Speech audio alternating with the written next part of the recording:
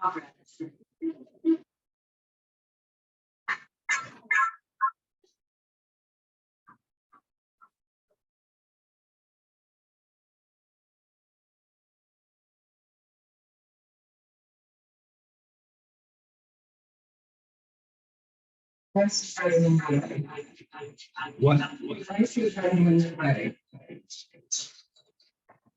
Chris, thank you for being here. I know we have a lot of people on Zoom because I said, "Hey, coming to that?" They said, "Oh, on Zoom." So, but thank you for those of you who showed up. We have a packed schedule, so we'll get going right away. As most of you know, I'm your current CCNNA president. My name is Lou Raiders. There are a lot of board members here. Put your hands up. And so we always welcome questions and input from the neighborhood about how to continue to make things better. I'd like to thank Doug McNaught, who is our relatively new-ish webmaster, and he's been invaluable. He actually came up when we first failed miserably on our first hybrid and said, "I can help you with that." little did he know we just checked into the Hotel California. You are not kidding. Couple quick announcements, and then we'll get started with our presentations, which will be very informative. I wanted to just remind everybody that Sip and Savor is coming up. This is the event where we raise funds, we give back. It's our charity event. And Dale Rudolph has been working on that with her wonderful team. If you're on that team of volunteers, raise your hand. And thank you to everyone who is helping on that. It's going to be great. We have a lot of business sponsors this year. They are listed on the website, so watch for that. And it should be another really great event. Those of you who joined us at 4 Mile Park, that was a really good time. So these are some of the social things that are available to you if you join.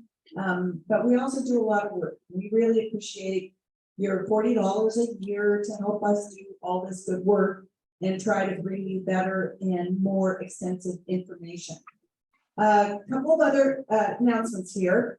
I'd like to welcome our councilwoman, Amanda Sawyer.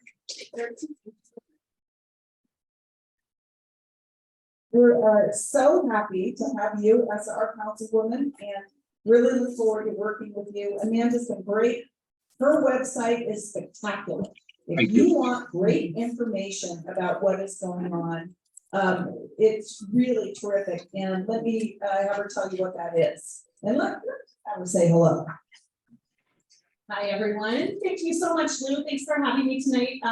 For those of you I haven't met, Amanda Sawyer, Denver City Council member for District 5. So welcome to District 5. As of July 17th, Cherry Creek and Country Club have joined Council District 5. So I am really looking forward to working with all of you.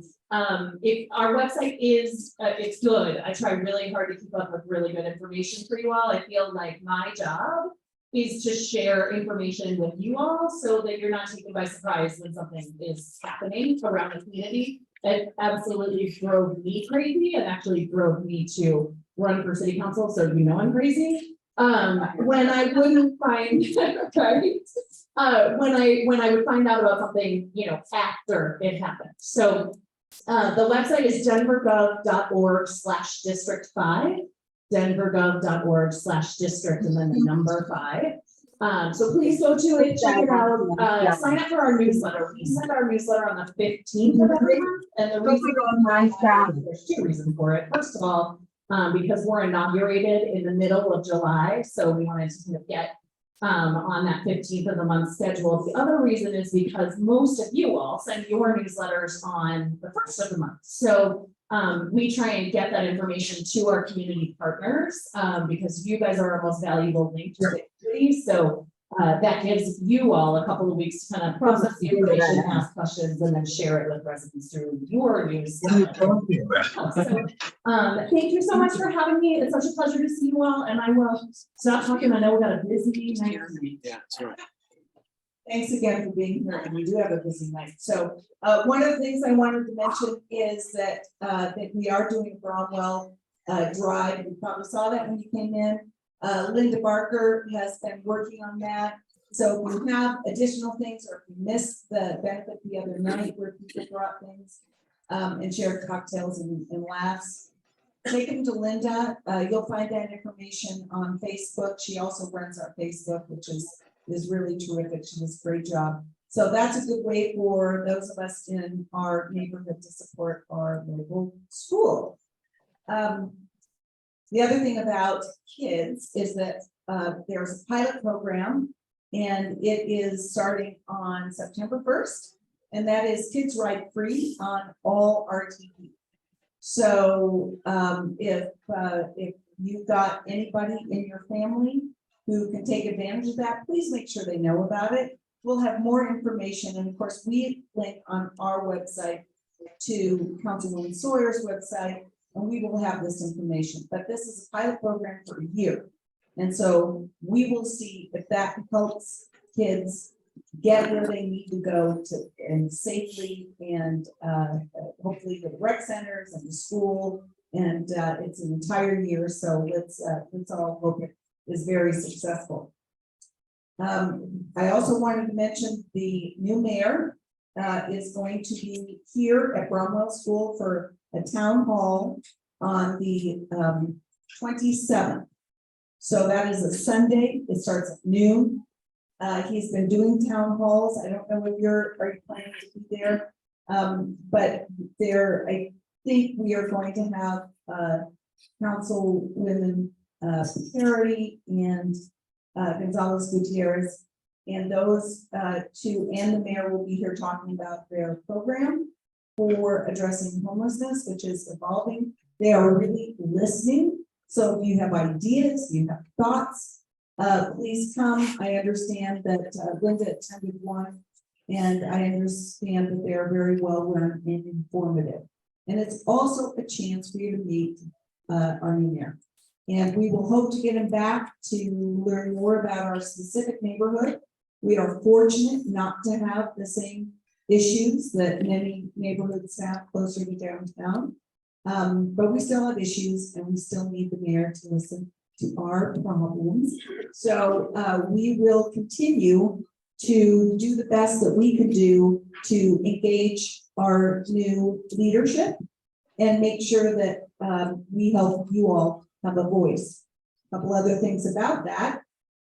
In the next day or so, you will be receiving your letter from DOTI on the curbside management plan, which we have presented to you. There's information on our website, but we presented several times. This is your permit program, which is changing. And they implemented a few changes this year, the biggest of which is you only get one flex pass, guest pass. There will be more changes coming up. And there is a survey that you will be invited to take. And that survey will be very important to see where we end up. Annette Woodward, who is our wonderful treasurer, and I have been on this committee serving on this particular task force for over a year. And the city's been terrific to work with. They've been very open to listening to us. They've already agreed to changes, such as ending, keeping it at 7 o'clock instead of pushing the restrictions to 9 for those of us who have dinner guests and people that come over in the evening. I mean, they are listening. They will listen to you, but you have to make your voice heard. So our committee has worked very hard. We've made some recommendations. They are testing some of those things. One of the things that our committee came out strongly against was an area-wide permit instead of the block-by-block permit that you have right now, because we think there will be bunching in certain areas. What is So this? we would What is this really about? encourage you to please watch for that. Stand with the committee. We've been working really hard on this. Changes will be coming, but let's just make sure that we get the best we can for our collective needs for those of you who are in the parking permit area. And let's see if I have anything else. Oh, yes, I do. Cherry Creek Theater, which many of you, who remembers when we used to go sit on the rugs and watch the theater? It was lovely. And then they got a real space And they've been in business since 2010.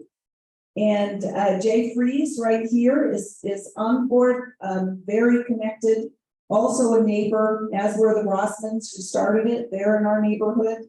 The theater is struggling, as many theaters are.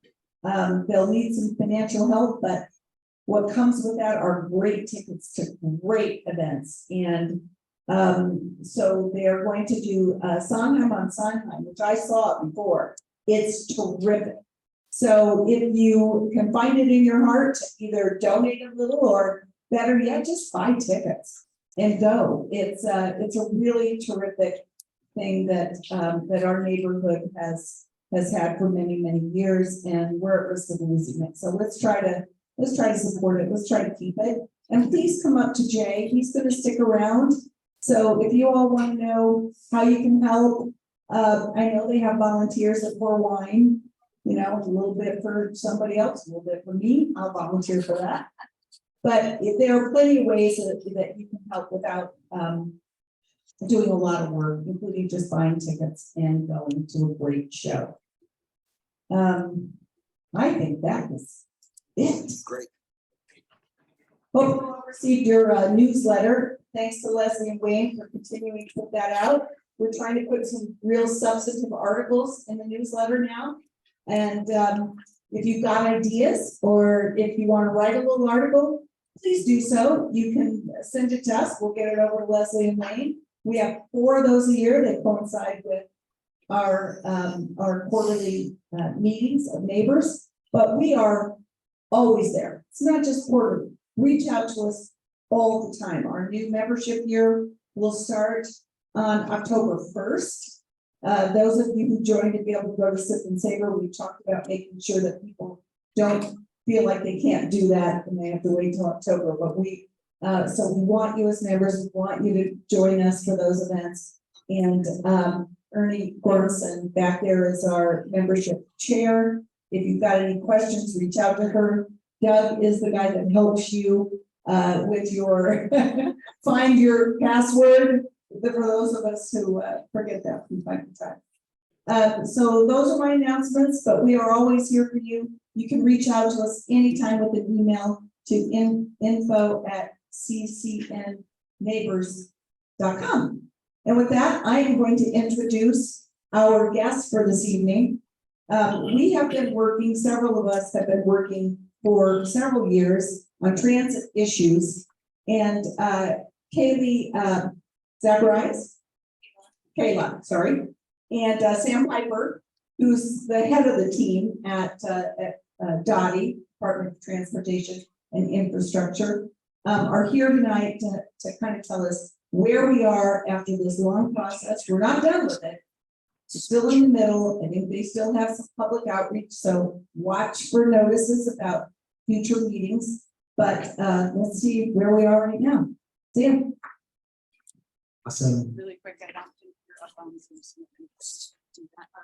Just Well, thank you, the while she's host. setting that up, Lou, thank you for the introduction. Appreciate that. My name is Sam Piper, and I'm with the Denver Department of Transportation and Infrastructure. If you hear that acronym tonight, we call it DOTI. As Lou put in the agenda tonight, there is a question of where are all these posts coming from that we see around town. So I wanted to emphasize, I will answer that question, but I wanted to kind of take a step back. I had given a presentation to another forum, and Lou asked us to come give a portion of that to your organization this evening to provide some context and background as to why we see those types of. You are the host. So you just have to. I'm just going to mention that if you've got questions, There Linda you go. Barker has cards.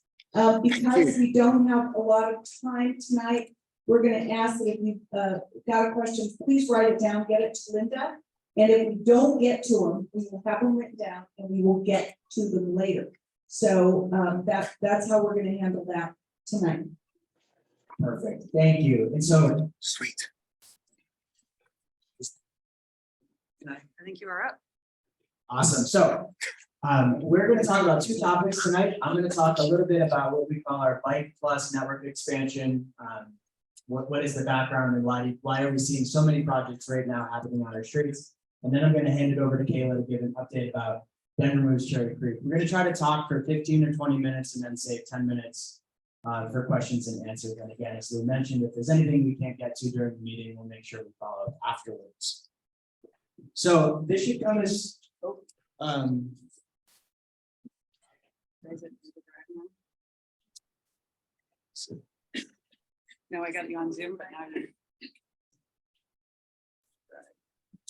if I can bring it. Want some more rice?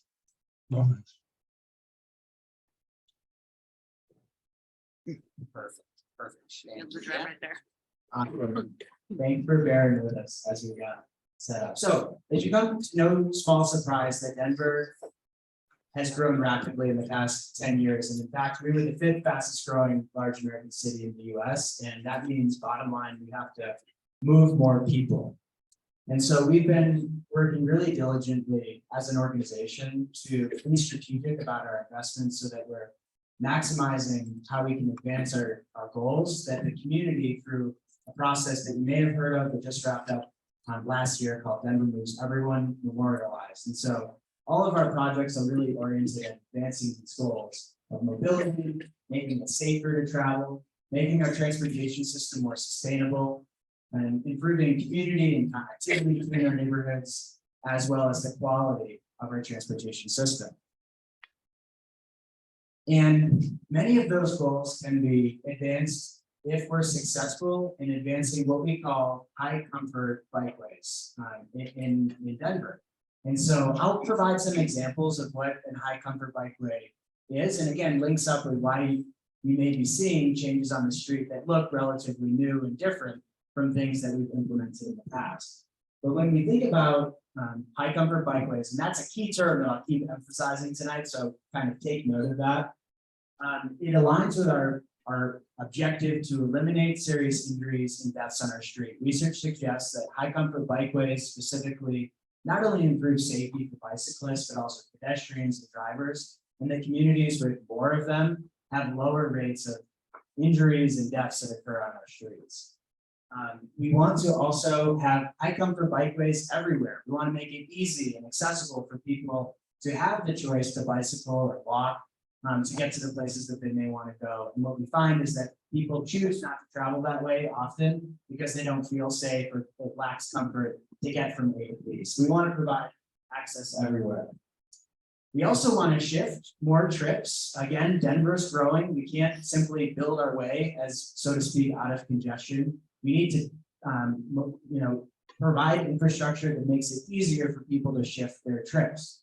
And so, if we're successful in that, we can manage air pollution, which is caused by transportation, and also reduce the amount of greenhouse gas emissions. So you can start to see multiple objectives are achieved should we be able to have more high comfort bikeway networks.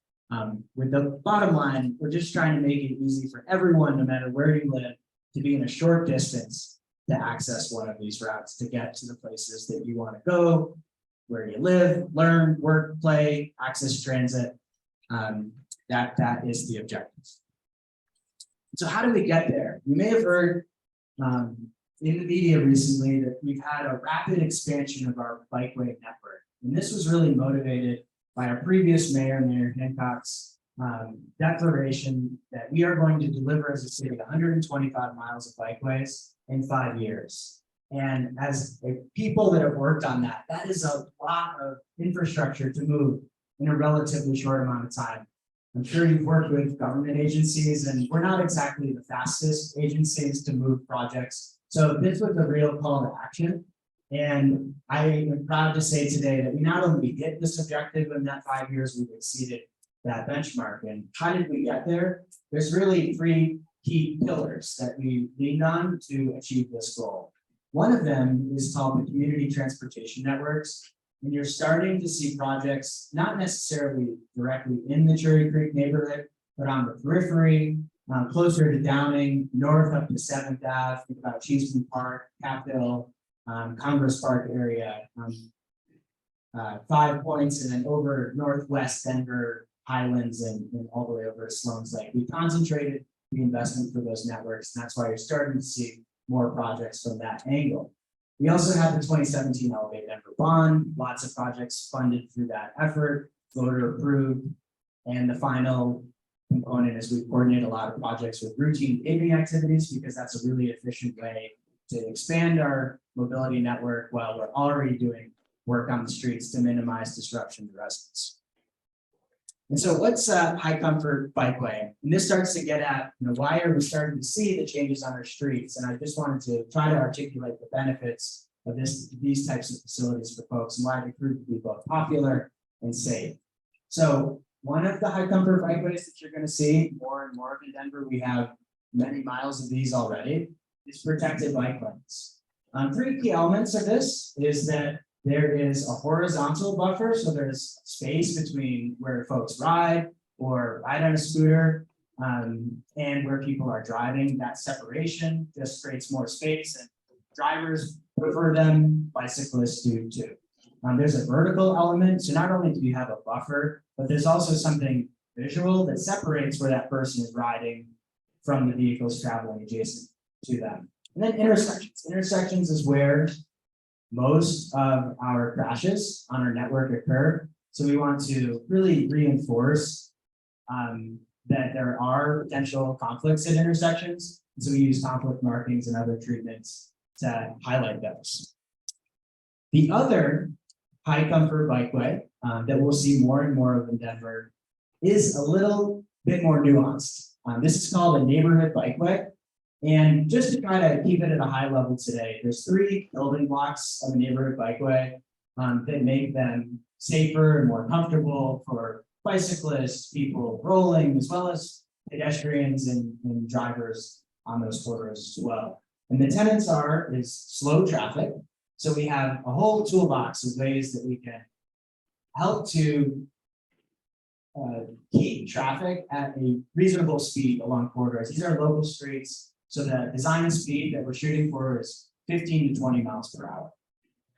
We also, in certain instances where the traffic volumes on a identified neighborhood bikeway are too high, you can think if you're somebody walking or biking and there's lots of traffic coming by you on this local street, you may think, hey, it'd be nice if that traffic was not as frequent, and that would improve my personal comfort walking or biking on that street. So in instances where the street doesn't hit the threshold for that low traffic volume, we do things like traffic diverters, which help to manage the amount of cut-through traffic through a street and keep it in alignment with our targets. And then the last piece is wayfinding. We want to make these routes easy to find and connect people to the places that they want to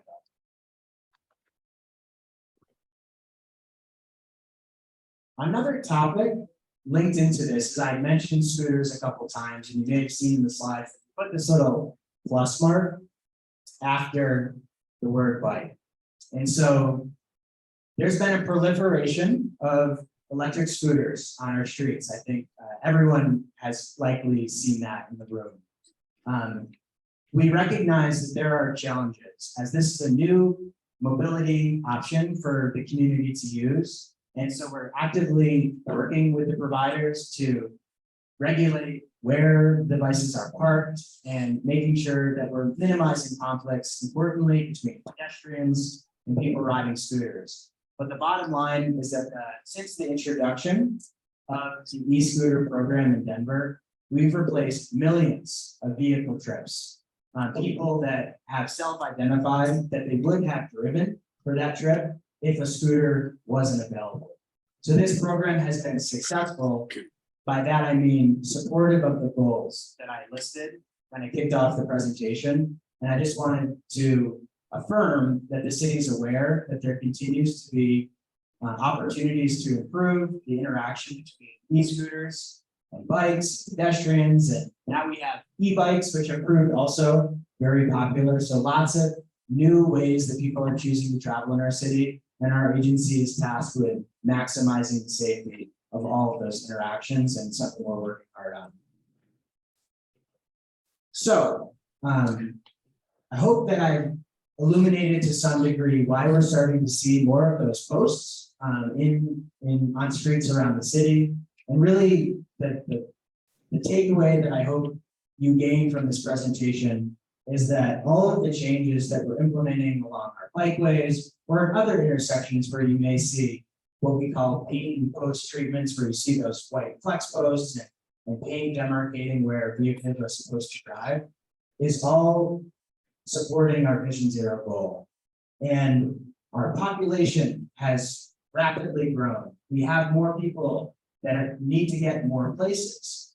And at the same time, we've seen our goal for safety move in the wrong direction. So we're really working hard as a city to implement safe infrastructure that research demonstrates has efficacy, such as high comfort bikeways, so that we can increase the options for people to travel while at the same time decreasing crashes and supporting our Vision Zero goal. So that's my piece about how we got to some of the new infrastructure projects you may see in your community. I'm going to pass it over to Kayla. She's going to give you an update about Denver Cherry Creek, and then we're here to answer questions as time allows.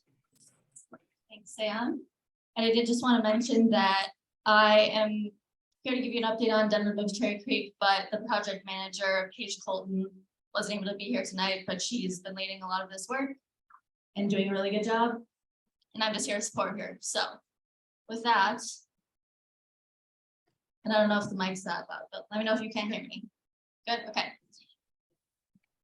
So I wanted to start off by telling you a little bit about where we've been and where we're at in the project right now. So we started this project in the middle of last summer, and we started by really understanding how people get around in Cherry Creek and the challenges that they face in getting where they want to go. We did a big round of public outreach to listen to the community, and we also reviewed past planning efforts to understand what's already been done in this neighborhood, what's been recommended and planned to make sure that we're not missing anything. And we also created a transportation model to understand how future scenarios might play out in Cherry Creek and what kind of transportation plans would work in those scenarios. So we conducted a second round of outreach earlier this year. And now we've taken all that feedback and we're working it into our project recommendations. So we're starting to figure out what our high priority projects are, and we're starting to figure out what we need to do to push those projects forward and which ones should make it to the top of our priority list. And we also have an additional pot of money associated with this plan that we'll use to either implement a pilot kind of temporary project or to advance the design on some projects. So once this planning phase of the project is over, which will likely be sometime this fall, we'll start figuring out how we want to spend that money to really implement or advance a design in Cherry Creek. And I wanted to talk about the outreach that we've done to solicit feedback from the community. So we just got done with our big second outreach push. We have heard a lot from the community, which has been really great. We had a virtual public meeting February 8th this year. We had over 50 attendees there. We've had several small group discussions with employees, employers, elected officials, and residents. And we've had over 160 individuals participate in those. And then throughout the project, we've also had this interactive project map and online survey up. So that had a project map of the study area, different location-based points to show where projects could be, what intersections we might want to improve, that sort of thing. And we got a lot of feedback through that. So we had over 300 project comments and 700 project upvotes. So people could upvote a project that they liked and give us feedback on different projects through that tool. So how will this feedback be incorporated into Denver Moves Cherry Creek? This feedback helps us refine project locations and extents. It helps us inform how we're going to prioritize these projects. So really hearing from people which are the most important places to improve the neighborhood. And it will also help us inform the project details for our high priority projects that we'll be recommending. And then for a quick view of our high priority projects. So they fall under a few different buckets, including intersection improvements, transit enhancements, bike facilities, trail enhancements, and corridor segments. So we've heard a lot from the community about several of these.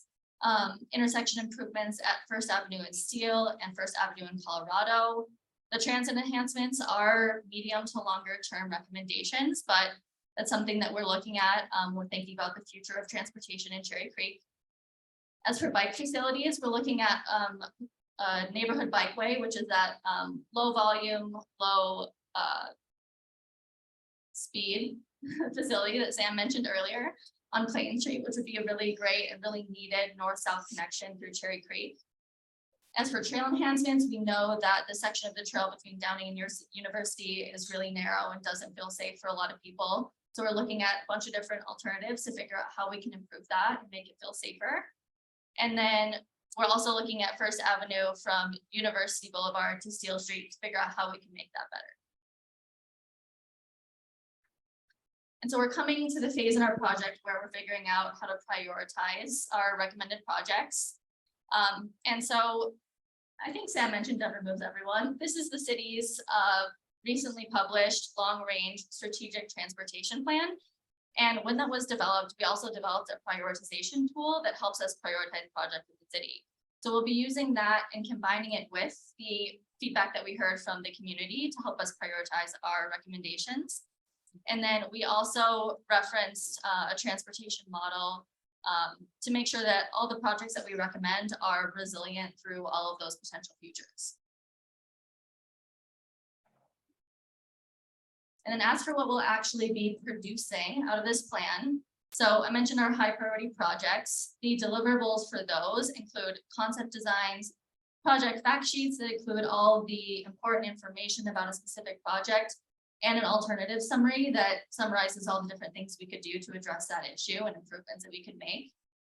And then for all the other projects that don't make it into our high priority project list, those will be in an implementation plan. And that will have details like prioritization, phasing, cost estimates, and project descriptions. We'll include policy recommendations with that. And we will incorporate those into our Denver Moves Everyone project list and our 6-year capital improvement plan. So lastly, Lou mentioned this, we do have another outreach push coming up and we would love to hear from you at those events. So we'll have a tabling pop-up at Milwaukee and 3rd on September 7th and another public meeting the evening of September 19th. So when we have the details of those events finalized, we'll get that information to Lou and make sure that she shares that with you all. And it would be really great to hear from you there. So please do come. And we'll also be talking through how we're going to spend that extra pilot money. So if you want to have a say in what we actually do with that money here in Cherry Creek, come by. With that, we're ready for questions. Sam, could you go back to the slide about who can be in what lanes? Because we did that article and I want to make sure everybody understands. Where things, and then do questions.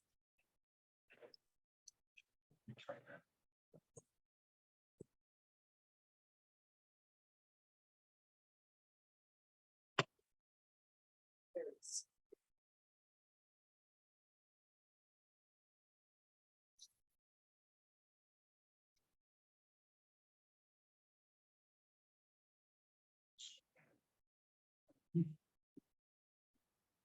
What? Yeah. Yeah, so that's a great question, Lou. So just to clarify, e-scooters are legally allowed to operate in our bike lanes.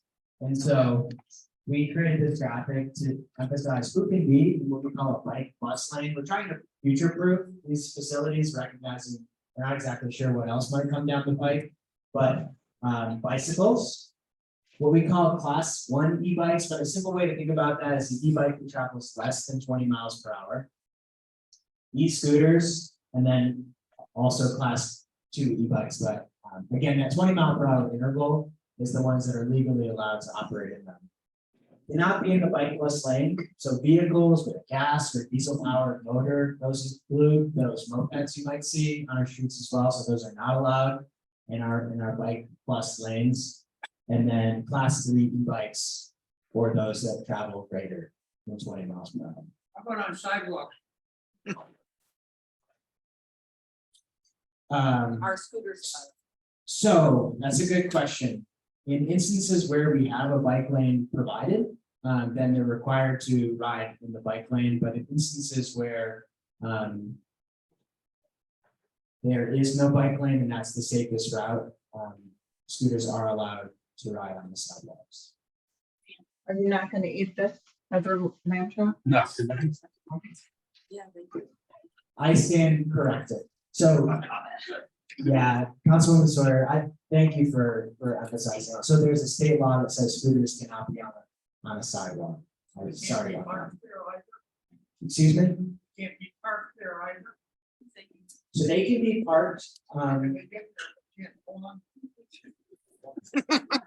yes.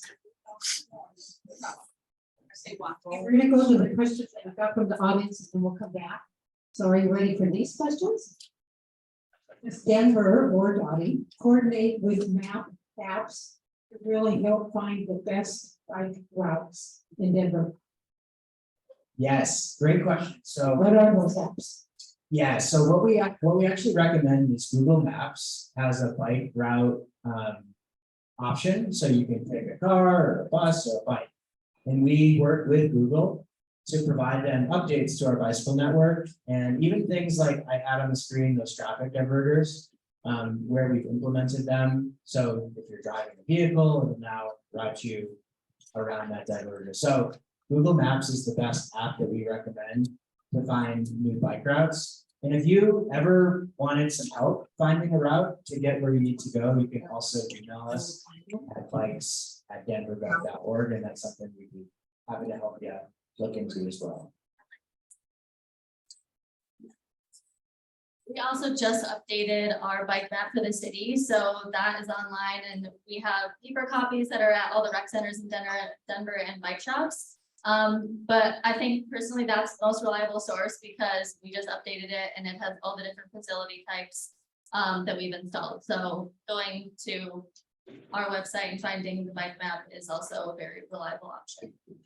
We have a couple questions around speed. Not only just for the e-bikes, but who controls that? What are the speed limits? And then how can we reach out to DOTI about neighborhoods that don't have the 20-mile-an-hour signs posted in their neighborhood?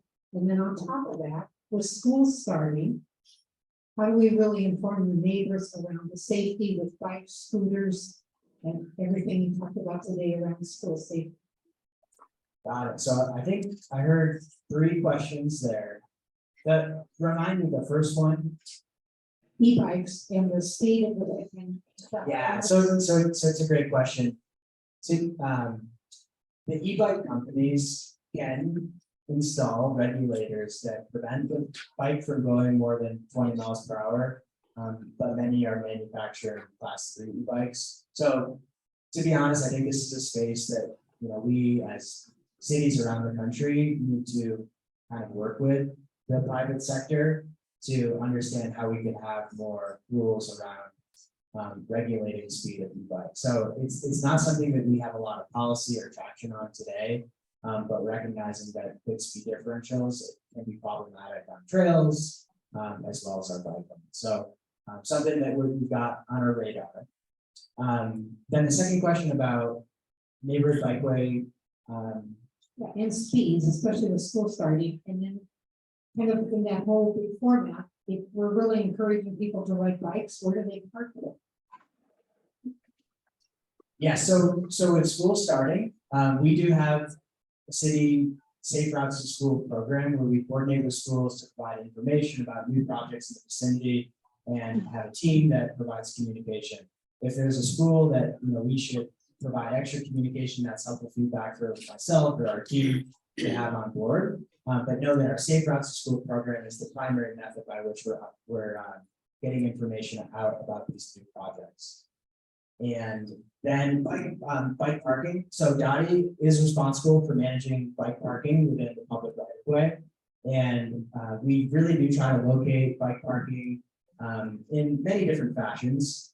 On the sidewalk level, where this space in the sidewalk zone to locate it. You may have also seen that we have things called bicycle corrals. So we kind of carve out some space on the approach to the intersection to put a bike corral between the curb and the travel lane, but protect it from the vehicles.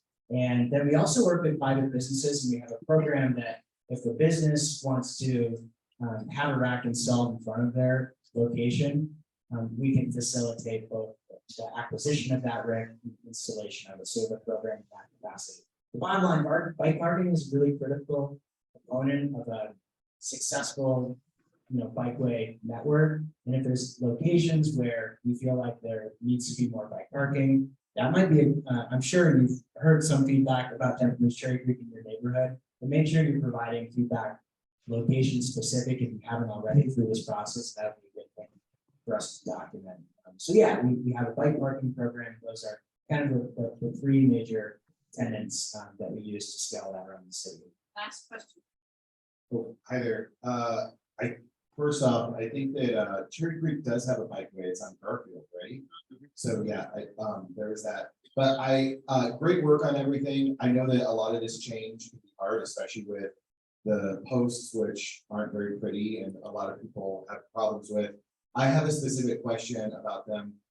The traffic diverter at Franklin cuts off vehicle access from like 13th and 14th to Park Avenue. And that makes it very difficult to access downtown, and I-25 makes it cumbersome at best. Is there like a new route or access point for us to access Park Avenue without having to use Colfax or 16th, which is also a bikeway? So I try to not use Colfax, try to not use 16th, but the easy way to access is no longer there. So are there other ways that you can recommend or other ways that we can cope with the changes? Certainly.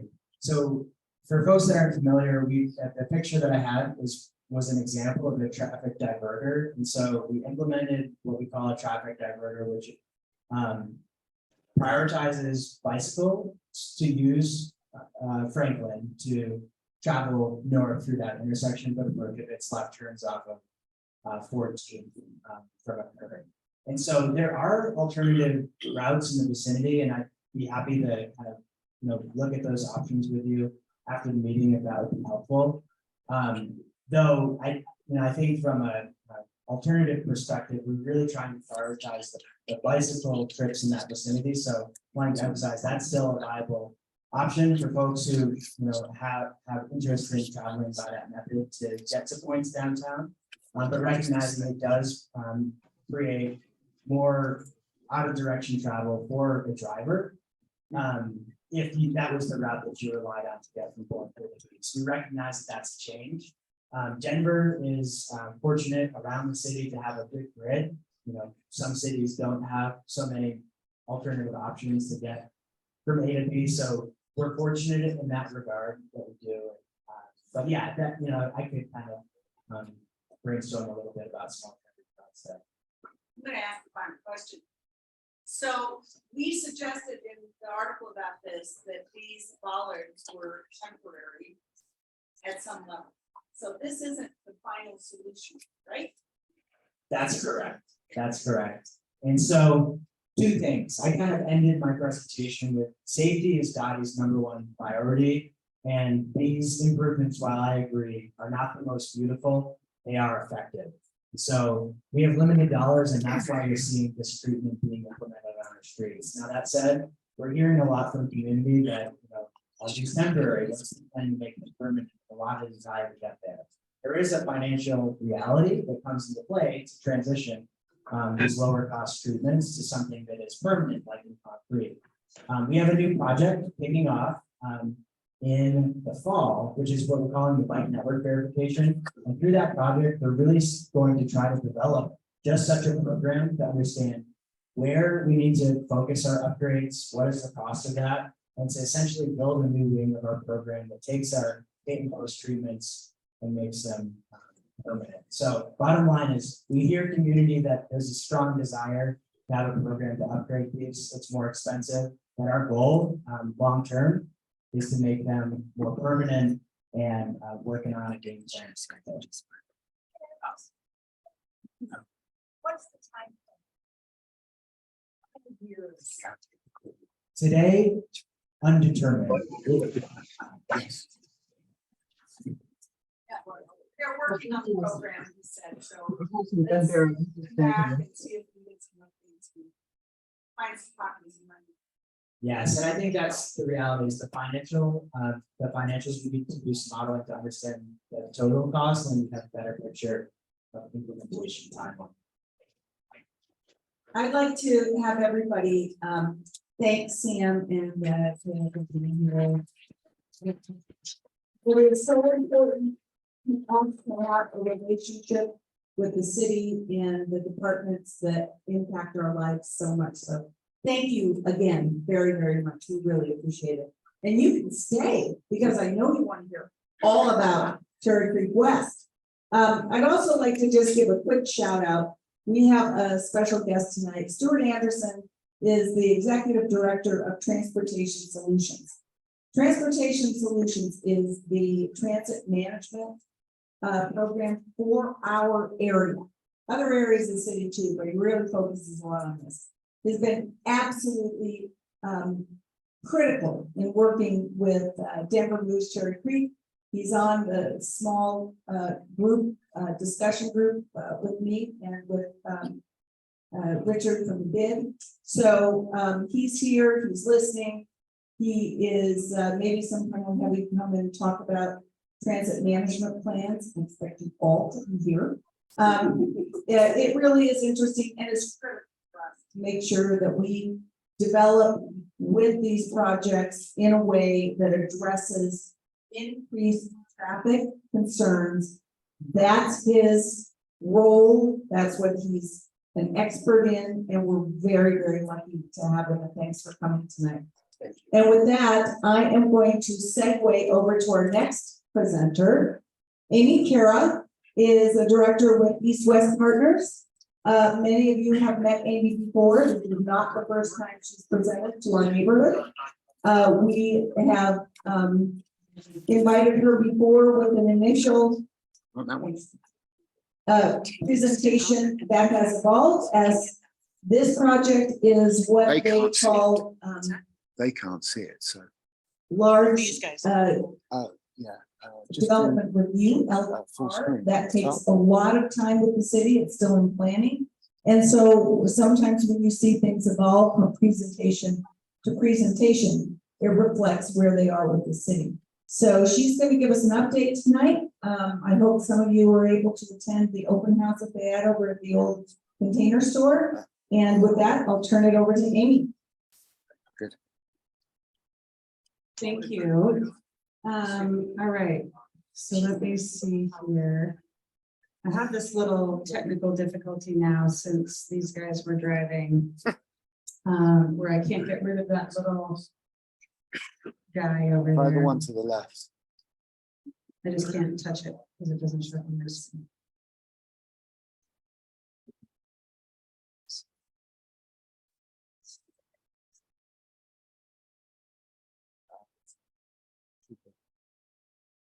There you go. There we go. All right, and just verify that I am in fact still sharing on Zoom. Yes, you Okay, are. great. Awesome. Well, thank you so much for having us. How many of you came on August 1st to see us? A good amount of you. Awesome. But I'm really glad that we're getting the opportunity to talk to so many of the rest of you who have not necessarily seen our plan. And so I will, let's see. It's already almost 8, so I'm going to try and go relatively quickly, but I'll certainly work that. 10 up, we have till 8:30, but Okay. you have your half hour. I'll try and go relatively quickly so that you all get a chance to ask questions or anything like that about it. But I also have Jenny Jacobs here. She's our director of development that is really helping make all of this happen here with us. So I always like to point out, a lot of people aren't really familiar with how the land is owned over here adjacent to really our site as well as the shopping center. So the Temple Buell Foundation is the actual owner of the land all the way from University to Steele. So they own all the land underneath the shopping center as well as the land that is going to be the site for Cherry Creek West. And then, so they are going to continue to own this land. We're actually ground leasing that from them. And Taubman, who owns the shopping center, is actually part of that because they've been operating this whole area along the way. So we have a ground lease, 99 years. The date sort of starts from when we get our entitlements, which is a little ways off, and I'll talk about that. But as a result, while we're not partners per se, we really are pretty joined at the hip. And so I always like to point that out, that we've all been working together. And we've been doing so since about 2015. That's when we very first started having these conversations. So things like this take a long time. A little bit about East-West Partners. I don't know how many of you are familiar with us, but we are a Colorado company. We've been here for 40 years. We've been in Denver for 24. We are the developers behind the Riverfront Park neighborhood, if you're familiar with that, in downtown, as well as co-master developers in Denver Union Station. And what we really like to point out, and when we talk about these two communities that we've created, is that they're more than just a collection of buildings, but they are a place. And the thing that makes them work is not just the buildings themselves, but the places that connect in between. Let me try that one instead. All right, is that better? Better. Okay, sorry. I was trying not to get too close in there. But I think, all right, I'll just hold it a little closer. So that sense of place is really important to us, and that's really in how we thought about Cherry Creek West as well. So the site, I like to bring this slide up because I think the important thing to remember is really what all the boundaries are. And I think generally everyone knows it is the site where Bed Bath & Beyond is today. But what makes this unique is that it goes from University to Clayton Lane. It does not include Clayton Lane in this location. It's private, just like it is between First and Second. And Taubman will continue to control that as one of the key access points to the shopping center. But then from First, we actually do include Cherry Creek North Drive. So we go all the way to the city-owned land just to the south of us, which is where the creek trail is. That allows us to completely reimagine that and think about how to connect to the creek, which is a huge part of our redevelopment plan. So our mission, I'll just go through this quickly and I won't read it to you, but the idea is that we are starting with that idea of connecting Cherry Creek back to its namesake, making sure that those of us up here in Cherry Creek North can be connected to the creek directly, as well as those south can be connected across and through. And that sense of being able to move through and this being a place for people who live and work here, but also really for the whole community was a driving principle in the design as we created it. Our values quickly, I mentioned design for people first, and I really do mean that. I think you'll see when you look at the plan that it really was designed around this idea of how people were going to want to move through the site and spend time on the site. We celebrate the outdoors, and so as you see the plan, you'll see that there's a large open space that is for everyone. That's something that doesn't exist a lot in Cherry Creek North. A lot of the land is really dedicated to buildings and to sidewalks, but not to otherwise open green space. And that is much of it delivered through the neighborhood's new front yard. So you'll see our big green space that we have in our plan and how that is going to be an exciting amenity for everyone. We'll be putting the creek back in Cherry Creek. I mentioned that earlier. And we'll be neighbors for the long term. Part of the reason we've been talking to Taubman and Buell for as long as we have is that the Buell Foundation has a very long-term lens for this neighborhood. They have been here for a long time already. And they were looking for someone who had that same idea, someone who really was going to continue to be committed to this community. And I mentioned we've been here in Denver for 24 years. I'm not going anywhere. Jenny's not going anywhere. I've been here the whole time. East-West Partners has been here in Denver, and this is not going to change with that. We are centered around wellness. So this idea that whether it's the outdoor space, our buildings, the tenants we have, and all of those different kinds of amenities, wellness will be at the forefront. And we'll be unapologetically sustainable. That's a core value for East-West Partners. It's something that we do in all of the projects that we do across the United States, and this will be no exception. It also has to do with how we can be a role model. So not all developments in Denver consider sustainability to be core. Some people are doing it because they're going to have to get greener as they go. But we, because we own this for the long term, really can have that lens of not making short-term decisions that will not necessarily be best for the planet in the long run. And lastly, where work isn't work. As we move into this new environment, these are gonna be buildings that include places to live, places to work, places to play. And those who work here, we think are gonna be knitted into the environment and their day will be much more flexible. I think that's the future of the way people will be working. So some context, the site itself is 13 acres, which sounds huge when you think about it out of context. And so I like to provide this map so you can really see how big Cherry Creek West is in context to the rest of the neighborhoods. When you look at it, if you were to turn this little blue rectangle about 90 degrees, it really ultimately is about the size of 2 of the city blocks between 2nd and 3rd. Maybe, maybe even a little less than that. And the little blocks between 1st and 2nd, a few more of those. But in that way, this sort of size of a development is actually going to, when complete, really sort of feel like it's part of everything. But part of that will be in how we connect across First Avenue. Which leads me to the next slide. So this really then speaks to that connection point. And really, this is one of the very first slides, one of the very first drawings that our master planners presented to us when we told them what our ideas were. And this was this idea of taking the creek and bringing it north, and then taking the neighborhood and knitting it back to the south, and then also connecting to the creek or to the shopping center. So really thinking about all those connections in how we created this. So here's the evolved development concept. Some of you may have seen some of the early ones that we've had. I think what you'll see is that in many ways, this is very similar to what it's been in the past, but I can certainly highlight as we go through this, and I'll break this into a couple of different pieces, you can see how that has evolved over the course of time. But generally, there are still 7 buildings here, that green space in the center, and the market square, which I will start to talk about here in their respective pieces. So here is the north half of the site. So starting from the left, the corner of First and University. One of the things that has been important in the city's planning, as well as all the planning that this neighborhood was very involved with over the years, and culminating in the Cherry Creek area from 2014, is this idea that Cherry Creek should have a gateway. And so having a strong edge with a building that comes right to that corner of First and University is important. But along University, we will have what's a new sort of boulevard treatment. That's something that the city had planned for. That means 2 great areas of trees on either side of a generous sidewalk will be created there along University, and that'll fill the entire length of our site.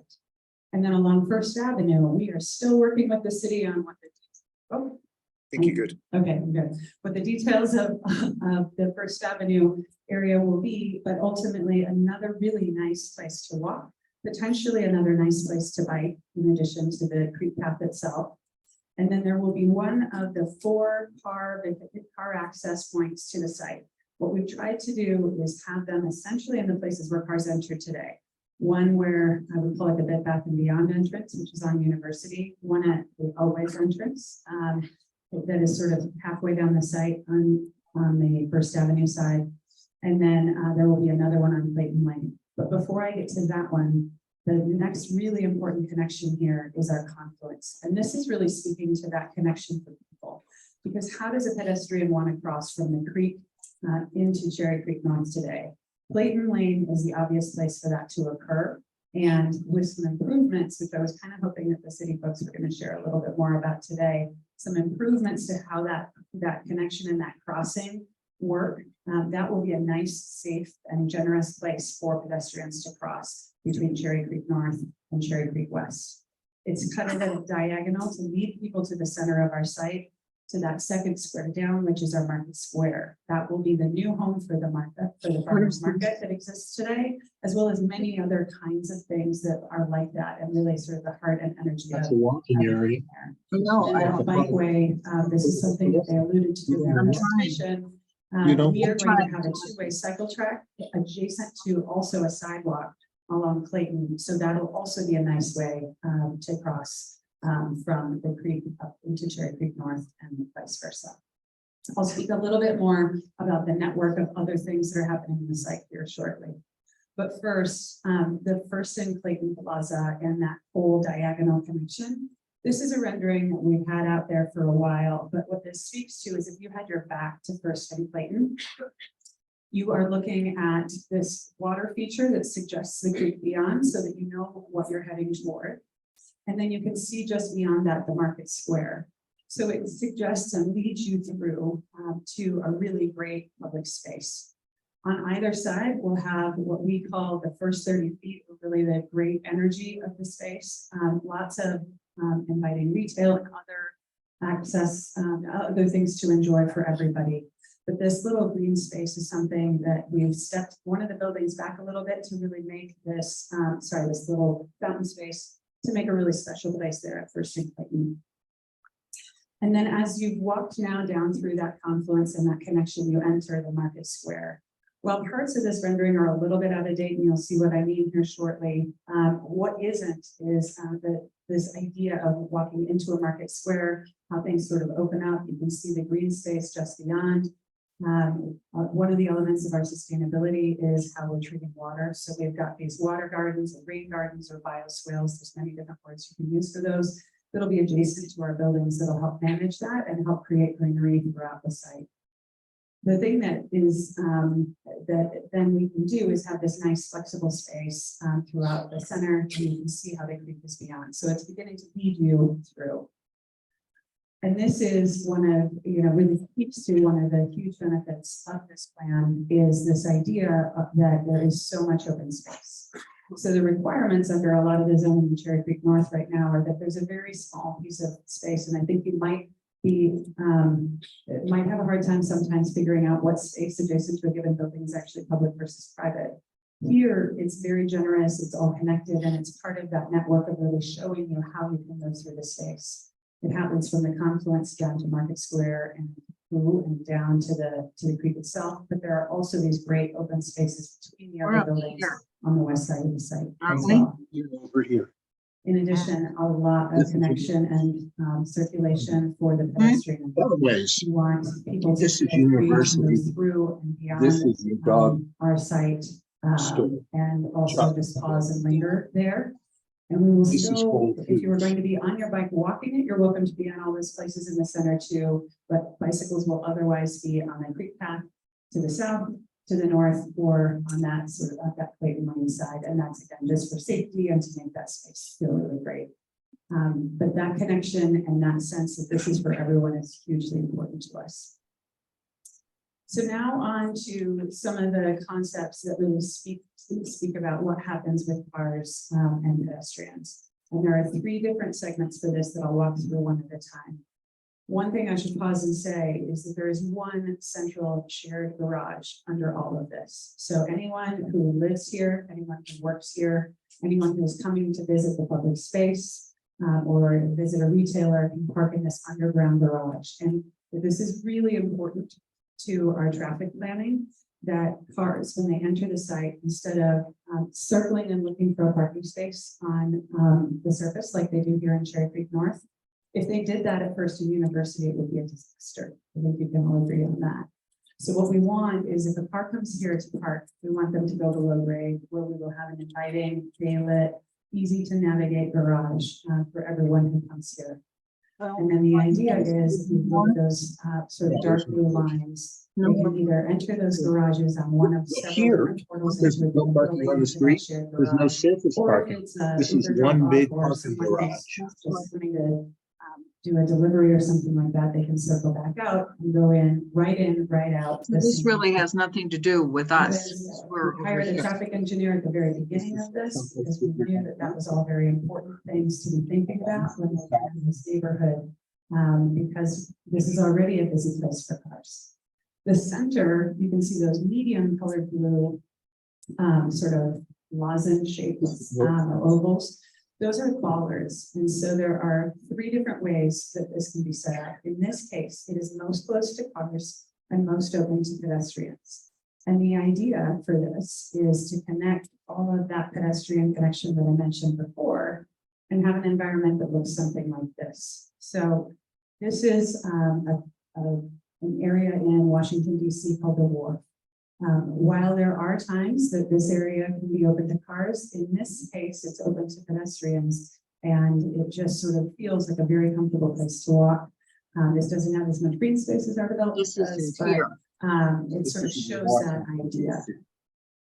And then here's a rendering that reflects that on our site. So this is looking at that market square, not from that same corner that I showed previously, but instead sort of on that street that comes down at that always entrance and looking at Market Square to the left and then beyond to the green space. So important parts of the design, which we're still working through with the elements that are important are there are visual and tactile cues that tell you when you are entering a place where there could be a car or a pedestrian. So both cars and pedestrians know how to safely interact with one another. But this sort of shows it all open to pedestrians, which is allows it to be fully active in a situation like when the farmer's market is open. The next version of this opens it up partially to cars, and really the difference here is that connection at Bed Bath & Beyond connects through to the center of the site and then back out to the top at that sort of always entrance. That still preserves that whole area in between the market square and the green space, creates that connection still through on a seamless basis from Cherry Creek North to the creek itself. And then the street, when it's fully open to cars, there will be times that this makes sense. For example, when the farmers market is loading in all of their tents and all of the various folks that need to get there, there may be other times that this is important to have it fully open too, when it's not necessarily a high pedestrian traffic time. So in this case, you would be able to go all the way across on Car to Clayton Lane. We're working with the city and kind of trying to figure out how that all works, but here is a rendering of what that looks like. So you can see that there's Market Square is on the right-hand side. That big green area is on the left. And then that shared street concept is in the center. In this case, there are bollards up, so you can kind of see what we meant by that. That suggests that a car needs to turn around in this situation and pedestrians can move freely across. There was a reference to a tabling discussion, and I'm not sure if they're speaking about the same thing in the Denver Moves conversation, but this idea is that cars roll up and across, and that's another cue to a car that they're getting into a place where there could be pedestrians. So now talking about the south half of the site. So that shared street is at the top of this site plan that you can see.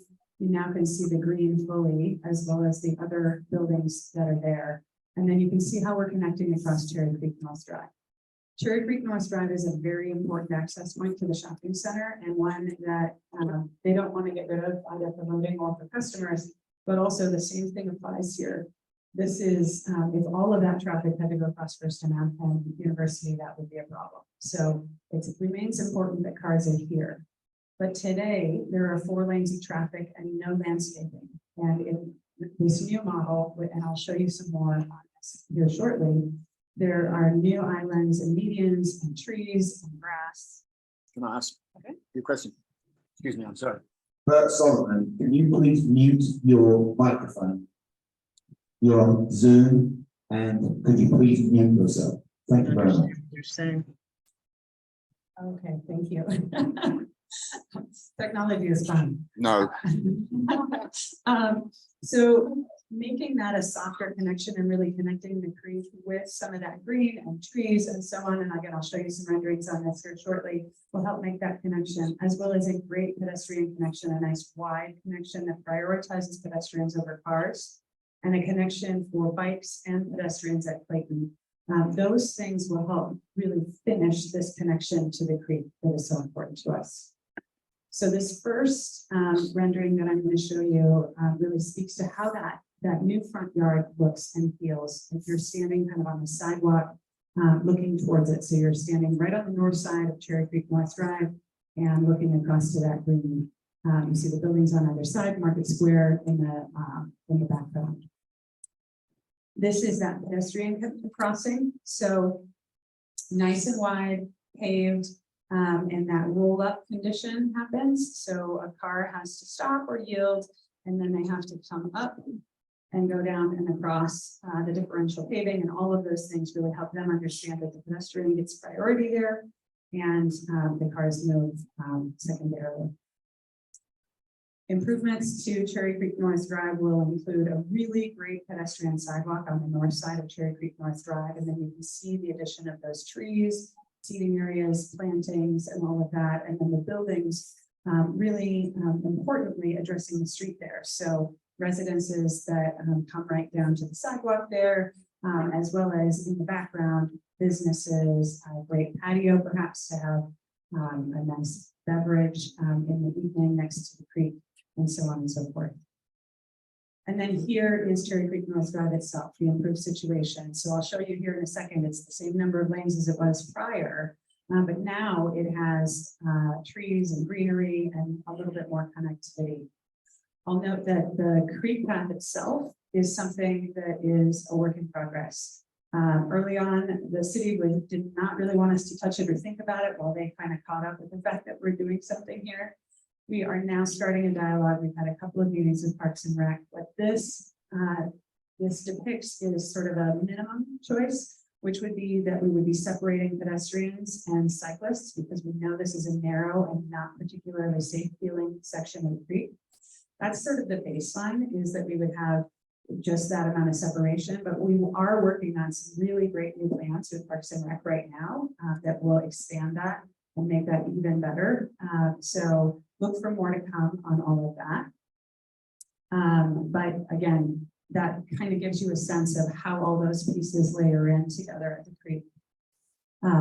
Just a quick little, a little depiction that kind of shows you what I was saying before. Today's situation at Cherry Creek North Drive is just a sort of a sea of asphalt, 4 lanes. And that is where the access gates are, is adjacent to this area. In the future, those gates will move over closer to the shopping center. Those go away entirely. And then that 4th access point for cars happens. You can see where the cars are turning in there. And then our great pedestrian connection is after that, minimizing hopefully the number of cars that are going to be interfacing with that pedestrian crossing. Everyone likes to ask us what the uses are that we're going to be providing here. And so there are 3 buildings currently planned that we're looking at for office, and 4 buildings that we're looking at for residential. And then there will be retail at the base, but it's not really soft goods. It's really restaurants, services, things that connect to that value of wellness. All those kinds of things that are happening here. Soft goods are really well represented in the shopping center and in Cherry Creek North. This area is really not probably the best place for that. So that's kind of what those uses are. And then the other thing people always like to hear about is the heights. So here again, as far as city planning has been over the course of time with Blueprint Denver and the Cherry Creek area plan, the thought was that something around 12 stories really made sense for this site, that it's an area, it's sort of a regional center and an area for some additional density that really ties in with some of the maximum heights in Cherry Creek North. As you know, they table up from about 3 stories to 5 to 7 to 8 to 12 in certain locations. Rather than take those 12 stories and spread them, as our planner said, like peanut butter across the site, what we thought would be better and would feel a little bit more contextual with the neighborhood is to have some variability in that height. So the buildings adjacent to university are slightly shorter at 8 stories, then they come back up and go back down and back up. So why 13 stories, you ask? So one of the things that we're delivering in Cherry Creek West is affordable housing. That's something that Denver really needs, and this neighborhood needs, because the people who work at the shopping center, people who work in Cherry Creek North and the restaurants and the shops need a place to live too, and they are all commuting in from a long way and adding to traffic. So if we can provide over 100 of residences for people in that price point, we hopefully can deliver an even better neighborhood in that way. When you do that in Denver, you typically get a height bonus of 4 stories. That would take us to 16 stories. We're not going to take all that. We're looking for 1 additional story here. That keeps us below the Cranmer view plane, which is another thing that we didn't want to touch. That was well thought of by the community for a long time. So we can get that last story in at 13 and stay underneath that view corridor. So that averages us at 10.5 stories, which is less than the amount that the city had been planning for. So we think it kind of fits us in nicely with the community and everything else. And as a reminder, doing that allows us to really deliver all that great green space, as opposed to just having buildings that go right up to streets and nothing else to provide. We can deliver a lot more to this neighborhood that is amenity for everyone. And then last but not least, just kind of showing, and this dovetails back perhaps to the Denver Moves Cherry Creek plan, speaking a little bit about how Clayton works. So the Clayton Lane mostly will stay the way it is with access in and out of the shopping center. But once you get to our side, there will be a new tree lawn, as well as a two-way cycle track, and then the sidewalk. So if you choose to walk that way, you certainly can do that as well. And so that's the end of my presentation. And I will just go back to the development concept. One thing I will just address before we get into questions is people always ask me, and I don't have a slide that talks about it. When does this start? When are you rezoning? When will the buildings be there? When will you be done? So on rezoning, we're not quite sure of our path yet. And I think I just saw Kayla leave. So I don't know if we have anyone left from the city here. But we're not sure exactly when we'll be filing our rezoning. We're still working through a lot of details. All of the different departments of the city have something to say about a development like this. So hopefully we're able to get in and file that by fourth quarter of this year, which would mean that we would be hopefully fully rezoned by first quarter of next year. We would start doing some things on the site in 24. So maybe taking some of the buildings down, certainly doing the changes to the streets on Cherry Creek North Drive and Clayton to get things ready. And by 2025, we would start digging a hole. What that means is phase one would be ready by, which is the whole right half of the site. So those first three buildings, that confluence connection, Market Square, the green space, the connection to the creek, and that building down in the lower right, all of those things by late 28, early 29, and hopefully the whole development by the end of 2033 or 4. So that's kind of, all right. Now go on. That's kind of what we're thinking. So I think that answers that. And I don't know if Linda, you're gonna drive questions or yes. Yes, what is one? Oh. What are the qualifications to be a buildout? What is the qualifications? Great question. So it is sort of technically by city speak, it's 60% of adjusted median income. What that means technically is if you are a single person, that's about $50,000. If you are if you're a couple, it's a little closer to 60,000. And that actually, through our research, is fitting in really nicely with many of the people who are working in Cherry Creek North. So, yeah, you bet, absolutely. Thanks so much for coming. How many new residences will be encompassed in all the buildings? If we do all 4 of those buildings that I mentioned would be residential, then it's probably about 800 residences. We haven't started drawing any buildings because we want to make sure nothing else is moving with the city planning. But that's about what that would look like. If we ended up with 3 buildings, it would be about 600. They're comparable in size to many of the other buildings like Steel Creek or Sequoia Collection that exists today. How many of those would be affordable? It is 12%. Yeah. The size of the parking garage, how many spaces? The parking garage is still sort of, it's very conceptual, but right now it will be somewhere between 2,100 and 2,500 parking spaces. It'll be, as I mentioned, across the entire site and 2 levels down, which is just above the waters of the woods. Because that's the next question that everyone asks. Sure, just wanted sort of like the traffic management plan there. Are you going to be having new traffic lights at every one of those exits? Or is it going to be the same situation now where there's one coming down University, one light going into the shopping center on Wilson Street and one going to the south of the street? It's creating a bottleneck right now. And you know whether there's some plan that's going to help use our exits to exit that. Great question. So first of all, as far as our entrance points, none of those will have traffic lights because we don't want people taking a left out of any of those. If we do, that's really going to stall traffic. We have that many more lights. And that was one of the early conversations where we've been thinking about that for a long time. The city had to catch up with us on that thinking. So those are all right in, right out, just like they are today. As far as the Cherry Creek North Drive and Cherry Creek South Drive, each having a light, that's not really up to us, but it has been raised. I sit on the Denver Moves Cherry Creek Steering Committee, as does Jenny.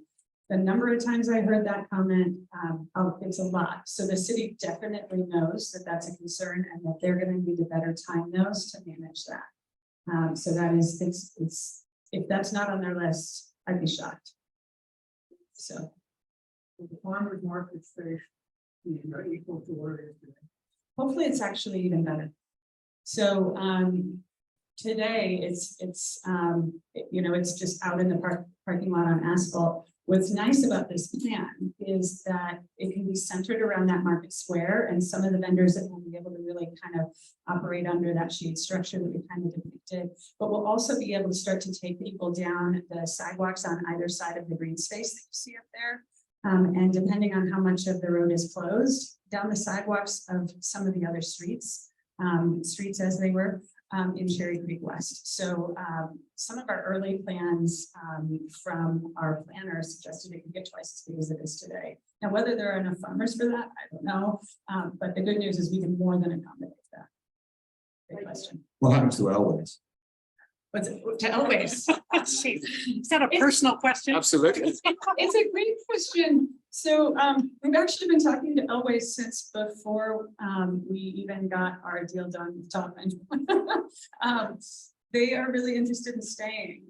Now, there's going to come a point where we're going to have to disconnect them and before we have a new building. So I'm not sure what happens around all of that. But one of my text messages from today was from Tim Schmidt, the co-partner in Always. We talk literally every month. So trying to figure out how to keep them open or if they're closed for some period of time, how that all works. But the thing we're really excited about is that they want to stay in Cherry.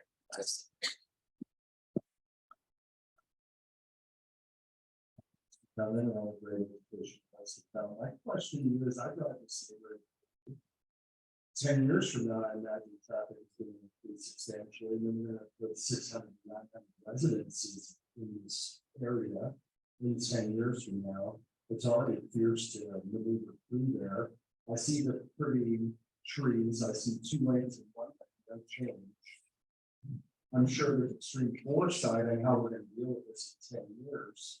What's the story? How are we going to deal with this in 10 years? So this is it's a collaborative effort. I mean, there's a couple of things I'll say is that we do mobility studies in connection with our development. And as I mentioned, our traffic consultant came on almost as soon as our master planner a couple of years ago. So they've been thinking about all of this. They run things through their model. The city is running things through their model. When the city's been doing their planning, they have always added in growth assumptions. And even on the Denver Moves Cherry Creek thing, you've heard Kayla or Sam, I can't remember which one, I think it was Kayla, mentioned that they run growth models when they analyze this too. Traffic is a thing, and we all are going to have to think about it. But one of the best ways to avoid increasing traffic is to have people living and working and doing all of their daily needs within a 15-minute walk or bike. Now, that's not going to be everyone, right? Some people are going to need to get in their cars, and a lot of people are not, for example, going to get, just walk to the grocery store, say, if they've got a couple gallons of milk and so on. But if it takes that many more people who can make that decision to walk or bike by having a critical density and mass of people who live and work in the same place, that helps.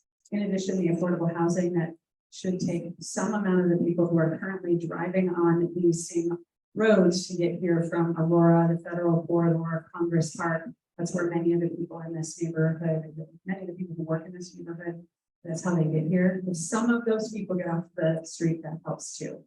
But we're going to need to definitely, be working together on all that transportation planning. But that's a big part of why we have that single garage and the access points are right in, right out only, is to minimize that. And hopefully when people come here, they park their car and do a lot of things and then get back in. So long answer, but those are all, there's a lot of pieces we're working on together on that. And the city is going to be working with us on that too. The last thing I'll note is we do a transportation demand management plan as part of our redevelopment and part of our thinking on that. So we'll be doing things to try and encourage employers to encourage alternate modes of transportation, to make it easier for residents to choose their bike instead of their car, and so on and so forth. So we'll be working on a lot of that stuff too. We've been talking to Stuart about some of that. Yeah, hi, thanks for coming. In concert with the traffic issues, parking is obviously critical shortage in Cherry Creek. You said you're having 800 residences. How many? So if everybody has 2 cars and how many police are going to work there, how many available parking places will there be for the public? So we're doing our market, great question. Our market study is assuming definitely not the minimum for parking, because it'd be great to assume that everything's going to change and we're all going to get out of our cars, but a lot of people are going to still be in a car. So we have our market study is assuming not all residences are going to have 2, but many of them will have 1 and many of them will have 2. So call it 1.5, 1.25, depending on the market, market analysis. And we're actually working through a lot of that right now for the residences, and then 2.5 to 3 per thousand for the office. But one of the benefits of having a development like this with a single garage is this shared use thing that residents, some of the residents, not all of them, will leave during the day and go to work somewhere else. And then a worker can come in and use that same parking space and vice versa. So we have now had a couple of different folks do a study on this, independent companies, to make sure that we're being thoughtful about it, because we need everybody who does want to come here by car to be able to park here. There's also some excess parking at the mall. The shopping center would be anxious to, if we're having an event, say, to let us use some overflow there. And we've already had some initial conversations about that too. But we really want to self-include all of our parking needs.